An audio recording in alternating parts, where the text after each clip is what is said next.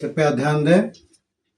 आज मैं आप सभी श्रोताओं के समक्ष अपनी मगध की जो मैं रचना कर रहा हूँ उसका 11वां पाठ 11वां अध्याय आपके सामने प्रस्तुत कर रहा हूँ।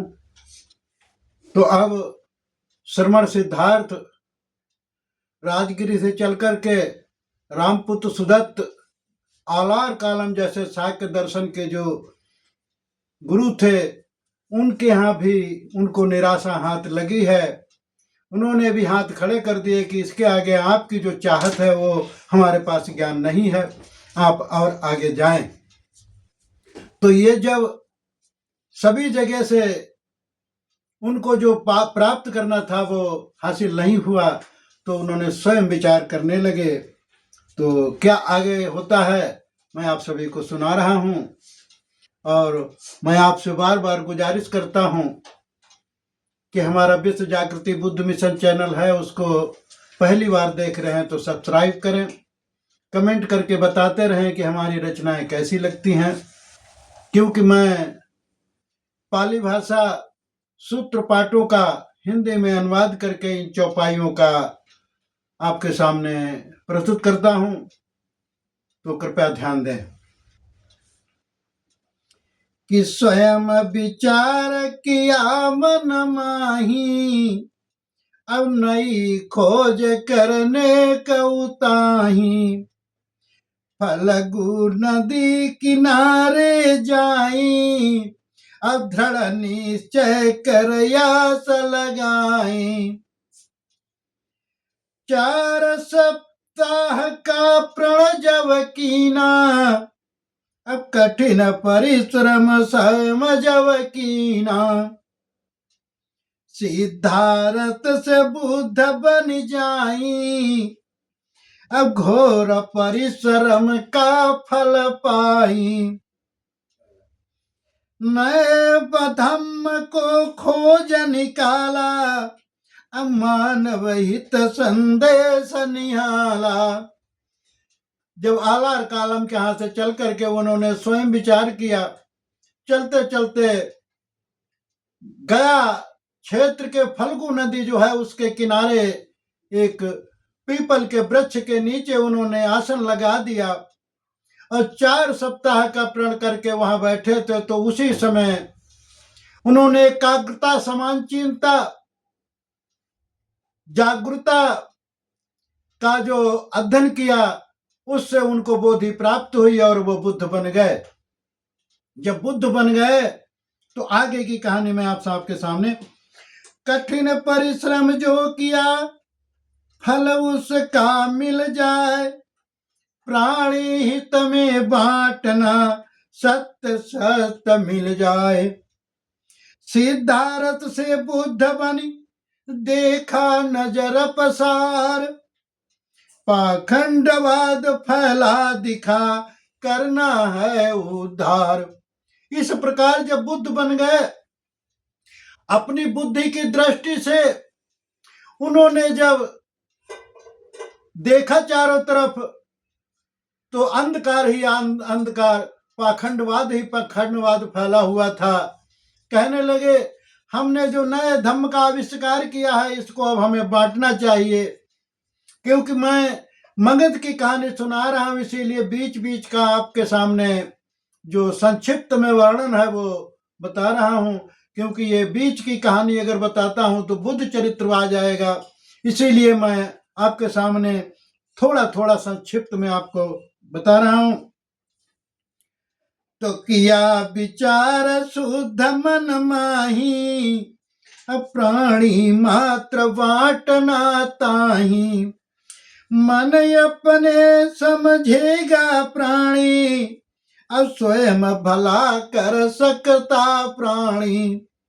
ऐसी सोच फिर कदम बढ़ाया, अब ऋषि पतन मृगदाई जनाया।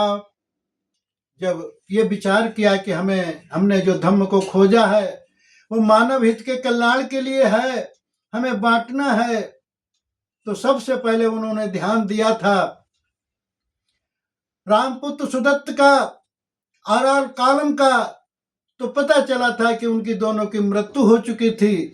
तो उन्होंने जो कुछ ही दिन पहले सुजाता की खीर के खाने के समय जो 5 साथियों ने साथ छोड़ा था, उनका ध्यान किया और वो ऋषि पतन मृगदाय में उनका पता चला। तो सिद्धार्थ से बने बुद्ध अब वाराणसी की ओर चले जाते हैं, जहां सारनाथ में मृगोद्यान है। कि साथी 5 जो अलग हुए थे, अब चल कर स्वयं बुद्ध मिले थे। सारी बात उन्हें समझाई, अब धम्म कयमरत उन्हें चखाई। जो ईर्ष्याबद्ध छोड़ करके चले गए थे, उनके पास गए और उन्होंने जो छुटी हुई सारी समय की कहानी है वो उन 5 श्रमणों को बताई, और ये भी बताया धम्म का सार, और कहा कि मैं अपन बुद्ध बन गया हूं। इस प्रकार उन 5 साथियों ने फिर से उनका स्वागत किया, और स्वागत करने के बाद वो 5 वर्गीय भिक्षु जो धम्म परिवर्तन के नाम से मशहूर हुआ, वो वही दिन था जो तथागत बुद्ध ने उन 5 श्रमणों को अपना शिष्य बनाया था। वही गुरु पूर्णिमा कही जाती है। तो वहां जब वो उनके शिष्य बन गए, तो फिर वहीं पर उन्होंने वर्षावास करने की सोची कि वर्षावास साथ में कीना, अब सारा धम्म सार कह दीना।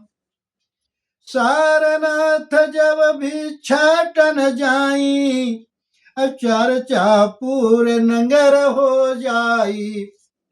4 महीने जो वर्षावास किया, पूरे सारनाथ नगर में बस्ती में पूरी चर्चा हो गई कि यहाँ सम्यक संबुद्ध तथागत इस वक्त पधारे हुए हैं और वर्षावास कर रहे हैं। सम्यक संबुद्ध तथागत आए, अब अमृत बाटी रहे मिल जाए। वाराणसी खबर जब फैली, निर्धन और धनी में फैली।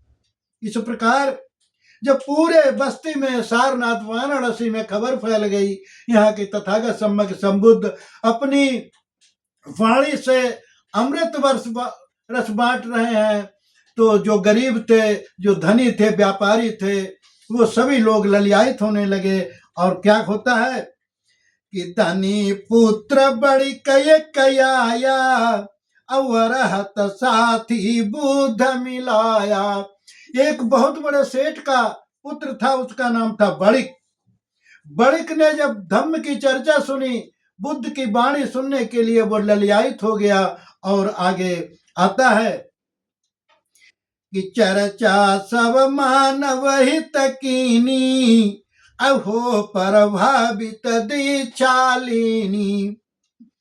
54 साथी और मिलाया, अब साथ विपसना ध्यान लगाया। जो बड़िक, जो बहुत बड़े व्यापारी धनी का पुत्र था, उसने जब धम्म चर्चा तथागत बुद्ध से सुनी, तो वो स्वयं शरणागत हुआ, और तुरंत ही जो उसके यार दोस्त मित्र 54 साथी थे, उनको भी ला करके बुद्ध की शरण में उसने समर्पित कर दिया, और तथागत बुद्ध ने भी उनको अपना उपासक शिष्य बना लिया।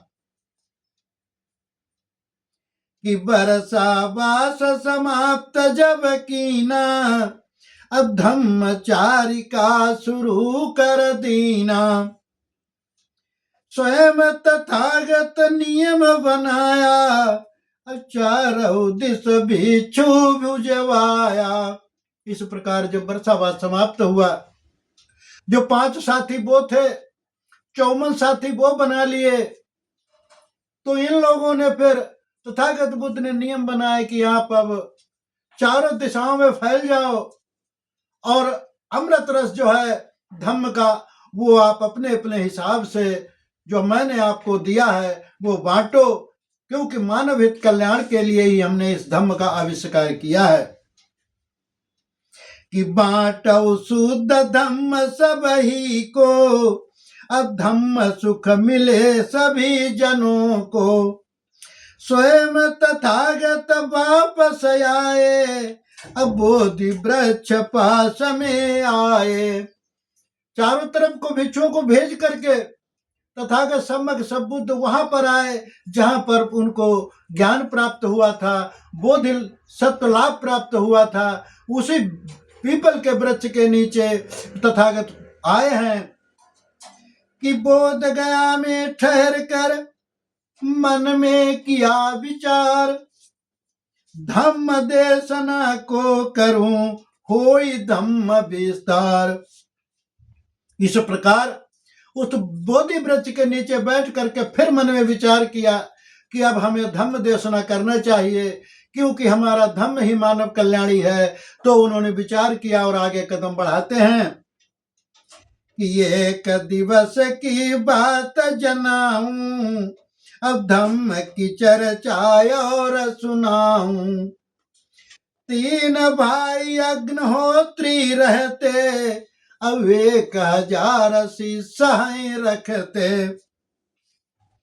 उर्वेल कश्यप नाम बड़े का, अब नदी कश्यप नाम दूजे का।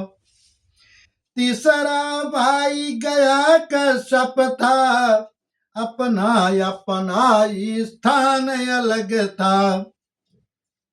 अब जाकर के वो उर्वेल पहुंच गए।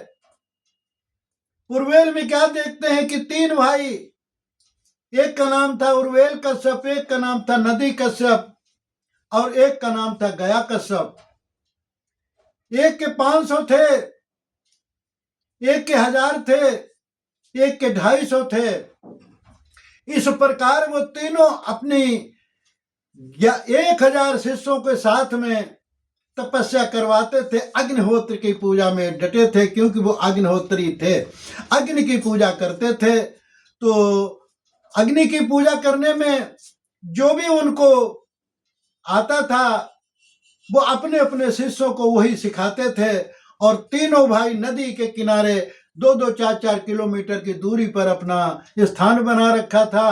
तो मैं कि स्वयं तथागत कदम बढ़ाया, और बेल कश्यप आश्रम पाया। आश्रम पहुंचे शाम हो जाई, अब आश्रम ठहर के रात बिताई। जाकर के चलते गए तो उन तीनों भाइयों में से सबसे पहला आश्रम उर्वेल कश्यप का मिला। तो तथागत सम्यक संबुद्ध जाकर के उस उर्वेल कश्यप के आश्रम में पहुंचे। आश्रम में पहुंच करके उन्होंने अपना परिचय दिया और परिचय देने के बाद उर्वेल कश्यप से वहां ठहरने की जो उन्होंने मांग की।